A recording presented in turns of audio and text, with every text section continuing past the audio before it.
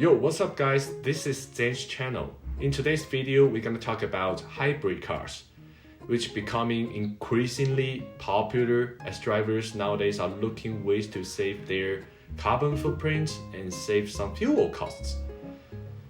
But there's a biggest question that confuses a lot of people. Do I actually need to charge the hybrid vehicles? Imagine this. You're about to kick off a road trip in the United States and you want to rent a car, which is just a simple gas vehicle.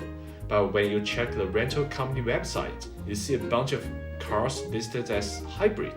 Wait, does that mean I have to charge it? Do I need to add charging stations to my itinerary?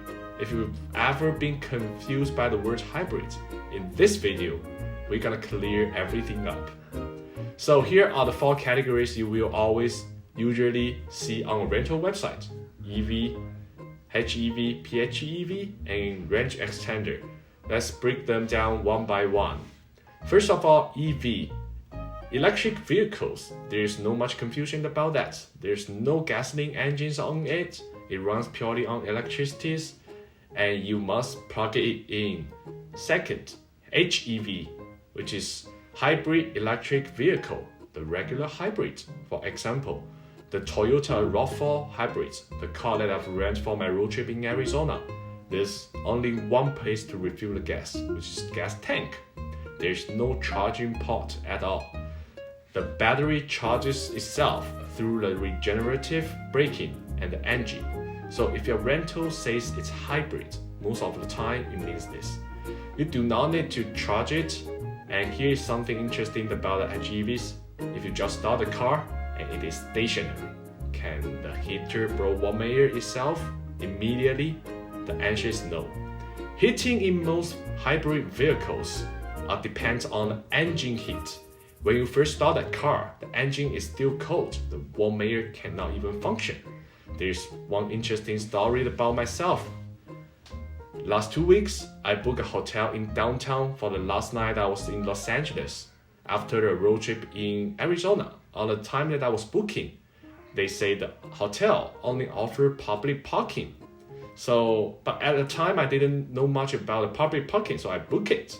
By the time I got there at midnight, I realized public parking means an open lot area about like 100 meters away from my hotel. And it costs me $40 for me to park there overnight. That means I had to park there, grab my luggage, and walk 100 meters all the way from the parking lot to my hotel at 12 a.m. downtown LA at midnight. It's kind of sketchy, right? And there were some people hanging around looking very high, and their pants sagging, moving slow. The vibe just fell off. I wasn't there to drag out my luggage down the street alone. However, there are second options. The hotel offered valet, which cost me $60 in total. But guess what? They were still gonna park my car in the same parking lot that I mentioned just now, 100 meters away. And yeah, I say, ew, no. However, there are third options, which is just park roadside beside the hotel. It is the cheapest option. However, most of the spots are only offer up to hours parking at a time. And the car also gonna expose to sketchy people around. So I stopped this idea. I drove my car to the safer area, parked roadside. I turned off the engine, decided to sleep in the car. I climbed into the back seat, and around like 3 a.m. it got freezing. I woke up shaking. So I started the car, turned the heaters to the max the fan, max the temperature. But the warm air just wasn't heating. Even though the engine kept start at a regular interval, it wasn't warm enough. Later, I realized why. Hybrid heating depends highly on engine heat. If the engine isn't fully warmed up, you are not getting strong warm air. So I climbed into the trunk and put every piece of my clothing I had and survived the night. In the next morning, once I started driving, the heater worked perfectly. And that was the night I truly understood how hybrid heating works.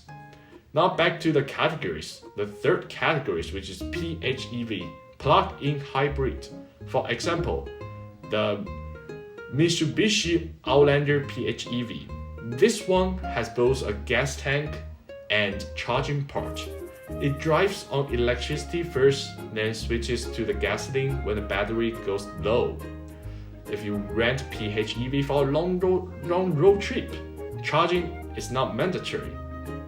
It can fully on gasoline, but if you want a better fuel efficiency, it is smart to consider charging stations.